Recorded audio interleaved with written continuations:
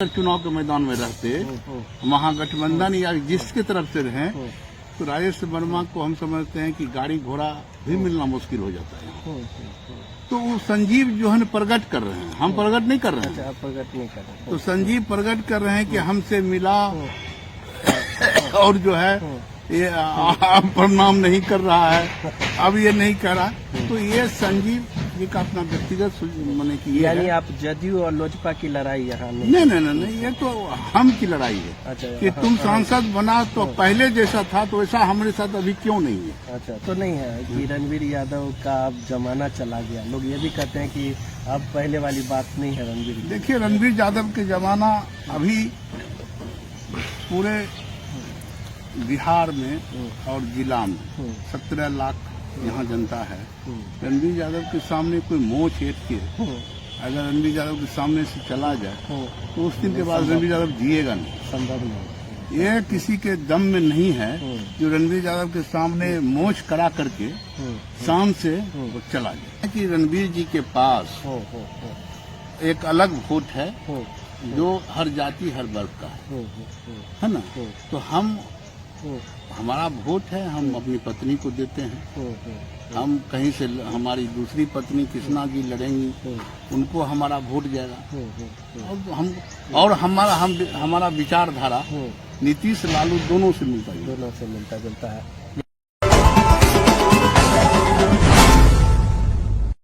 नयन और आप देख रहे हैं मोर न्यूज 18। तो इस वक्त हमारे साथ हैं खगड़िया के पूर्व विधायक रणवीर यादव और हम इनसे आपको आज रूबरू करा रहे हैं। एज राजनीतिक तौर पे खगड़िया की राजनीति आखिर आने वाले विधानसभा चुनाव में क्या कुछ रुख लेगा, बहुत कुछ जानेंगे। खगड़िया की राजनीति में बहुत सारे बयान भी आते हैं, बहुत सारी चीज़ें हैं।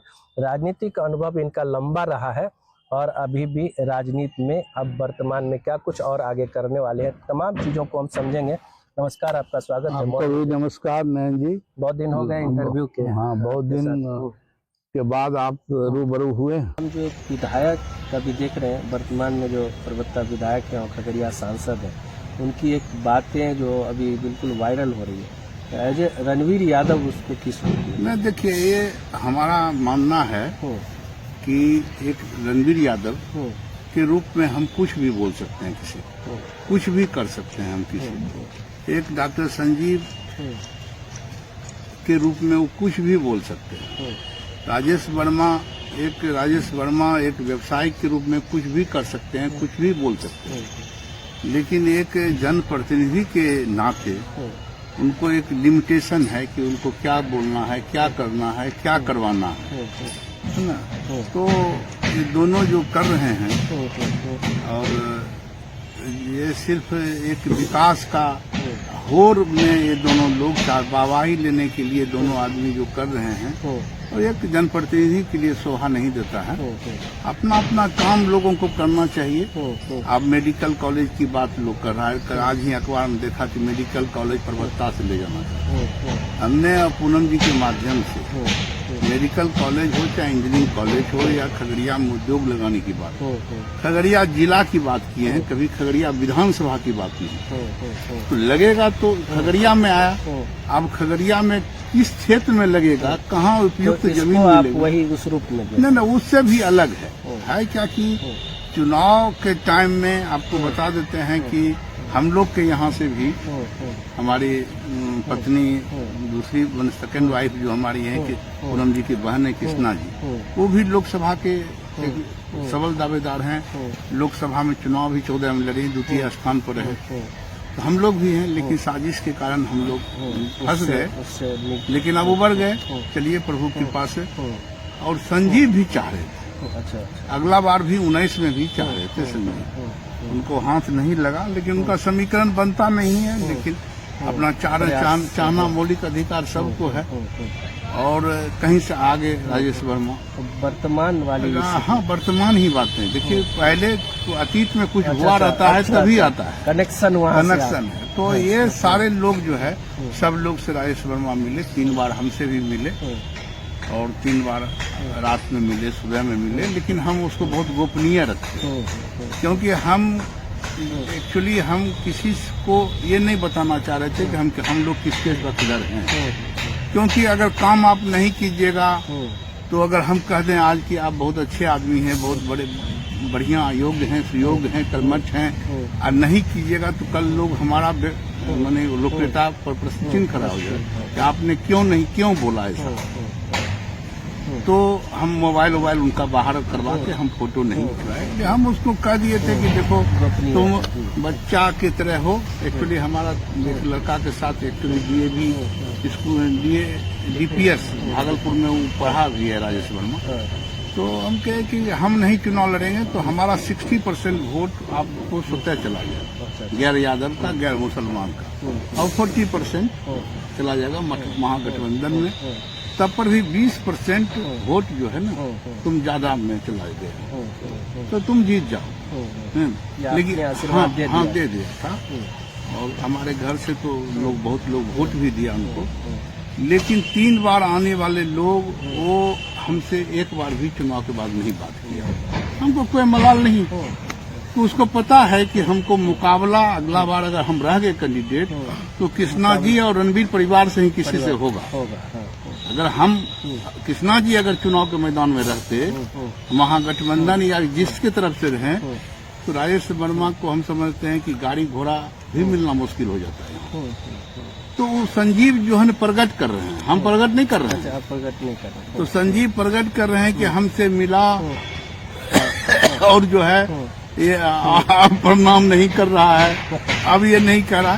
तो ये संजीव जी का अपना व्यक्तिगत माने कि यानी आप जदयू और लोजपा की लड़ाई यहाँ नहीं, ये तो हम की लड़ाई है। अच्छा, कि तुम सांसद बना तो पहले जैसा था तो ऐसा हमारे साथ अभी क्यों नहीं है। अच्छा। और हमारे विरोधी को तुम अपने साथ क्यों घुमा रहे हो। तो आप भी तो एक रणवीर यादव भी तो दबंग। देखिए हम जिस दिन चाह लेंगे किसी का ये सब होने वाला नहीं है। हम जब चाह लेंगे तो चाह लेंगे। हम लोग चाह लेंगे तो हम तू में की राजनीति नहीं करते। हम तो आर पार की राजनीति करते हैं। हम जो है ना चाह लेंगे तो कोई यहाँ अगर आपको जज बनाया जाए और कहा जाए भाई दोनों आदमी रहिए जनहित में, तो आप क्या न्याय करें? नहीं, हम कहेंगे कि दोनों आदमी अपने अपने दायित्व का निर्वहन कीजिए, जनता के हित में काम कीजिए। ओछी लोकप्रियता दोनों में से कोई लोग नहीं लीजिए। जो आदमी जो काम करते हैं उन्हीं को श्रेय लेने अभी जो हरकत हुई है उसमें किसको ज्यादा रकम बोलते हैं? नहीं, देखिए दोनों में कुछ न कुछ कमी है। अच्छा, दोनों कमी है। अब देखिए हम ये जो बात आप बोल रहे हैं हम एक और चैनल को दिए थे, लेकिन जब ये जातीय रंग देने लगे तो चैनल को हम फोन किए कि हमारा बयान रोक दो। हम वैसे कमजोर के पक्ष में कमजोर के पक्ष में हम रहने वाले आदमी हैं। हम भगवान कृष्ण के भक्त हैं। हम कमजोर के 5 आदमी के पास रहते, 100 आदमी की तरफ नहीं रहते। तो हमको लगा कि राजेश वर्मा एक अभी वर्तमान में सांसद है और एक प्रकार से जो जिस वर्ग से आता है वो वर्ग लड़ाकू नहीं होता है, लेकिन जिस तरह से उसका व्यवहार और उसके भीतर कार्य किए ये दिखलाए कि हम संजीव से कम नहीं। हाँ हो गया तब हम कहाँ तब तो भाई तुम दोनों फरियाद लो। हम हट गए तब के बीच में तीसरे को लाभ।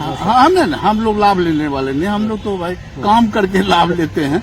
हम लोग लाभ लेने वाले नहीं। हम कहे कि हमारा बयान रोक दो भाई। हम दोनों आदमी को एज ए गार्जियन। यानी यहाँ आप रणवीर यादव का कहना है कि भाई यहाँ दबंगता वाली बात चल रही, कोई जदयू लोजपा की बात नहीं है, कोई नेतागिरी वाली बात भी नहीं है।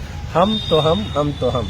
और ये बहुत जर की बात बता रहे हैं कि इसकी बीज जो है ना लोकसभा चुनाव में ही बो दी गई थी, और जो अपेक्षाएं थी वहाँ एक विधायक की नहीं पूरी हुई, और जो आए वो फिर जीतने के बाद जो चीजें हो रही हैं बस अंदर की बात है। बहुत अंदर की बात है।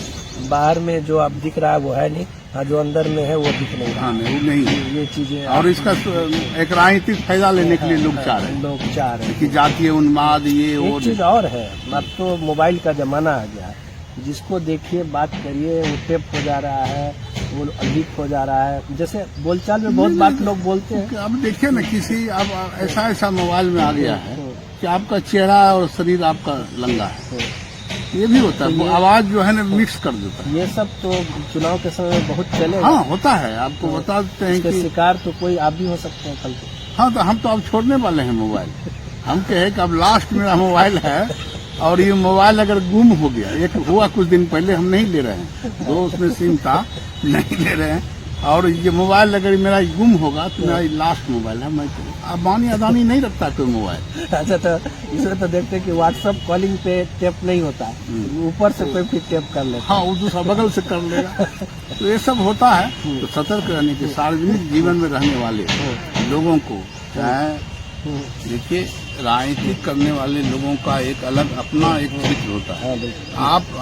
आप घर के अंदर में आप क्या हैं उससे मतलब नहीं रहता है, लेकिन आप तो जनता के सामने आपका भाषा, विवेक, व्यवहार, चाल चलन, उठना बैठना सब जो है, एक तो आपकी दबंग वाली छवि रही है। लोग आपसे, बहुत सारे लोग बहुत परहेज भी करते हैं, लेकिन एकदम बदले से सरकार, हम सब हमारा जो स्वभाव भी बदल गया है, आपका व्यवहार भी, रहन सहन, और बड़ा आध्यात्मिक बात करते हैं। हम आध्यात्मिक है ही। हम 90 के दशक में हमारा एक भी हमारे पीछे में राइफल लेके खड़ा वाला कोई फोटो नहीं है। हमको एक दिल्ली का पत्रकार आया था, हम अपना स्मरण आपको बताते हैं, संस्मरण, और कहा कि सर पप्पू यादव और आनंद मोहन जी, ये 2 आदमी थे और हम थे, 3 आदमी थे। तो कहा कि जो है ना ये सब अपने पीछे में खड़ा होकर राइफल और ये सब फरमाइन वगैरह ये सब फोटो खिंचवा रहे हैं, तो आप जरा खिंचवा लो। तो कल तो खिंचवा लेंगे तो आपका तो बहुत फायदा हो जाएगा। क्या फायदा तो हो जाए, कल हमको क्या मिलेगा? तो कहा कि सर क्या लेकिन हमको जो फायदा ही नहीं मिलेगा, तो हमारा ऐसा तो नहीं है कि रणवीर यादव का अब जमाना चला गया। लोग ये भी कहते हैं कि अब पहले वाली बात नहीं है रणवीर। देखिए, रणवीर यादव के जमाना अभी पूरे बिहार में और जिला में 17 लाख यहाँ जनता है। रणवीर यादव के सामने कोई मोच एक के अगर रणवीर यादव के सामने से चला जाए तो उस दिन के बाद रणवीर यादव जिएगा नहीं, संभव नहीं। ये किसी के दम में नहीं है जो रणवीर यादव के सामने मोच करा करके शान से वो चला जाए। ये किसी में हिमाकत नहीं है कोई। अभी हम बिहार की खगड़िया तो दे रहे हैं, बिहार में भी जो अपने आप को बहुत बड़े बड़े तोप समझते हैं, उसमें किसी में हिम्मत नहीं था पहले, नहीं अभी है। लेकिन है क्या कि हम किसी को नुकसान के लिए हमारे पास सामर्थ्य नहीं है। हम नहीं नुकसान करते हैं, नहीं किसी का इज्जत बर्बाद करने के प्रयास करते हैं। हमारे पास शक्ति है, हमारे पास पिताजी का शस्त्र उठा लूंगा, छोड़ूंगा, और हमारे दादाजी के पास अंग्रेज से हम लड़े, मुगल से लड़े, और कांग्रेस व्यवस्था से हमारा परिवार लड़ा, है ना, जमींदार से लड़े। लेकिन जो है हम लोग कभी भी अपने लिए नहीं लड़े। गरीबों जो स्टेटमेंट आता है, शस्त्र उठा लूंगा, छोड़ूंगा नहीं, ये नहीं, वो सारी चीजें शस्त्र उठाने वाला कहता है, बोलता थोड़े है। ये सब तो ये सब लोग राजनीति करने वाला लोग जो है ना, सार्वजनिक जीवन में ये सब बोलने का चीज नहीं है। विधानसभा 25 आने वाला, एक तरफ तो स्टेटमेंट आया था पूनम जी का, उनकी वाइफ जो है, वो बोली थी कि नीतीश कुमार जी ने कान में कह दिया कि चुनाव लड़ेंगे। देखिए, आपको बताते हैं कि पूनम जी टेस्टेड और ट्रस्टेड कैंडिडेट है उनका, टेस्टेड और ट्रस्टेड। और पूनम जी उनको पता है कि पूनम जी नीतीश कुमार जी के लिए बहुत ईमानदार कैंडिडेट है। आज तक पूनम जी पर कोई उंगली नहीं उठा सकता है कि नीतीश जी के सम्मान में वो कोई ऐसा काम किया जो उनका सम्मान गिर जाए। लेकिन आपका एक तरफ ये भी व्यू है कि अपनी दूसरी पत्नी को भी लड़ाना, वो नीतीश बाबू भी जानते हैं, लालू जी भी जानते हैं। आप उधर दोनों बातों में जानते हैं कि हमारा अपना एक अलग वजूद है। 10 में नीतीश बाबू पूछे थे पूनम जी को कि पूनम जी आपका जीतने का आधार क्या है 10 में?